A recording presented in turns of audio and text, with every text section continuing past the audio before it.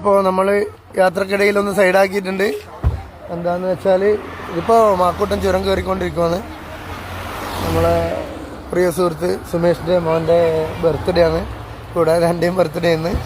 അപ്പോൾ ഒരു cake cut ചെയ്യാൻ വേണ്ടി സൈഡാക്കിയിട്ടുള്ള. അപ്പോൾ എല്ലാവരും കേക്ക് കട്ട് ചെയ്യാൻ വേണ്ടി റെഡിയായി നിൽക്കുവാണ്.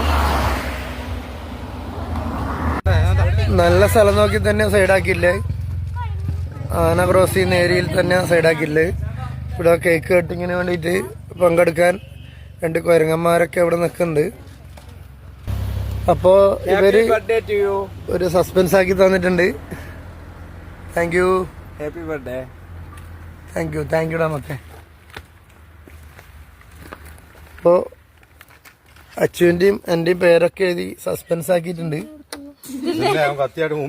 ഏതായാലും അച്ചു വാ മുറിക്കാലോ നമുക്ക്.